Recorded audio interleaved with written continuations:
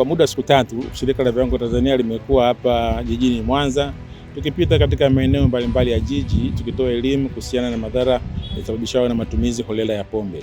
Hii ni kufuatia tafiti ambayo tulifanya mwaka jana, baada ya kuwa tulikuwa tunapokea taarifa mbalimbali kutoka kwa wananchi na mara nyingine malalamiko yakihusiana na yakihusisha pombe, madhara yatokanayo na pombe, na madhara hayo tulikuwa tukiyapata zaidi kwa madhara ya kiafya.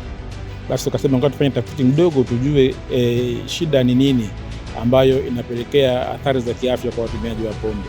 Baada ya tafiti ile tuligundua yafuatayo: moja, aina zote za pombe kali ambazo tulizichukua kwenye soko kuzipima kuangalia kama zinakidhi mahitaji ya viwango, 90% ya zile sampuli zilionekana zinakidhi na 10% zilionekana hazijakidhi matakwa ya kiwango kutokana na kuwa na kiwango cha chini cha pombe.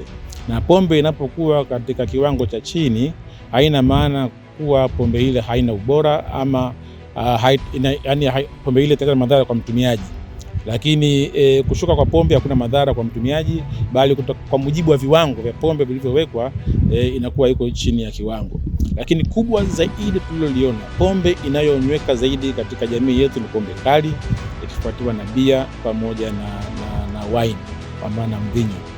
Lakini asilimia kubwa ya wanaokunywa pombe ni wanaume na umri ya wanaokunywa pombe nyingi muonekana ni vijana kuanzia umri wa miaka 18 na mpaka 35. Watu wanakunywa pombe kuanzia asubuhi mpaka jioni.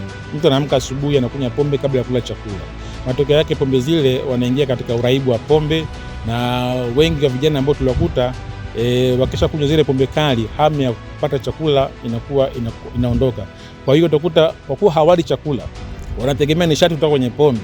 Nishati ile ni nishati tupu, tunasema hamna virutubisho vyote ambavyo vinawasaidia wao mwili wao kufanya kazi. Kwa hiyo utakuta mara nyingi wanaathirika kiafya. Kwa hiyo tukasema tupite katika maeneo mbalimbali ya miji kuwaelezea wanywe pombe kwa staha, wanywe pombe kwa kiasi, wasinywe pombe kupitiliza, kwani wakinywa pombe kupitiliza, pombe zile zinaletea madhara ya kiafya, madhara katika jamii na madhara ya kiuchumi vile vile. Serikali inatumia na nyingi kununua madawa kwa ajili ya kuwatibu watu. Magonjwa ya figo sasa hivi yanaongezeka, magonjwa ya moyo. Tunatakiwa tupunguze matumizi ya pombe, kuepukana na hayo magonjwa, kansa ya ngozi, kansa ya koo. Yote haya ni matokeo ya matumizi ya pombe kupita kiasi. Kwa hiyo tukaona ni vyema tupite kwa jamii kuwapatia hii elimu ili waachane na matumizi ya pombe holela, wawe na afya njema, wawe na tija katika kujenga uchumi wa nchi, lakini vile vile wawe na tija katika kujenga uchumi wa kaya. TBS kama mwandaji wa viwango inaandaa kwa kushirikiana na wadau wengine viwango vya pombe. Kwa hiyo pombe kama pombe zina viwango vyake.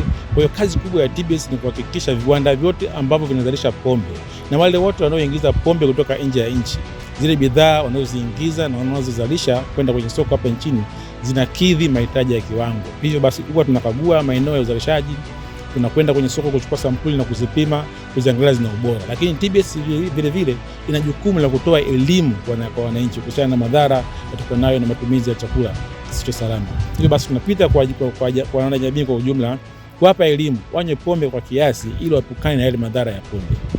Tumelipokea vizuri sana kwa wale wenzetu wanaokunywa pombe wanashindwa kujitambua, na hiyo ndo inaleta madhara. Kunywa pombe hakukatazwi. Unaweza ukanywa pombe lakini unakunywa pombe kwa kiasi. Ni kweli TBS wanaloliongea sisi tumelifurahia na sisi tumelikubali, kwa maana wanafanya kitu ambacho wanaweza kutusaidia sisi watu ambao wanaotumia pombe tukaweza kupunguza pombe, aidha kuacha kabisa. Zoezi hili ambalo limeletwa kwetu kwa wananchi na wakazi wa eneo hili limekuwa na manufaa makubwa sana kwa wananchi, kwa sababu wakazi wa maeneo haya ni watumiaji wazuri sana wa pombe na pombe za aina tofauti tofauti. Lakini elimu ambayo wameweza kuipata kwa siku ya leo kutoka kwa wataalamu itawapelekea kujua ni kitu gani wanatakiwa kukifanya na ni kitu gani wanatakiwa kuepuka nacho kukifanya, ili iweze kuwa na manufaa kwao pamoja na afya zao, kwa sababu afya ni ya muhimu kabla ya vitu vingine vyote, kwa sababu pia utumiaji mkubwa wa pombe una athari katika mwili wa binadamu. Kwa hiyo iwapo mwananchi au mtu yeyote akafahamu namna anapotakiwa atumie pombe na mipaka, itamsaidia hata katika kuimarisha afya yake na kupata muda wa kufanya shughuli zingine za kumuingizia kipato.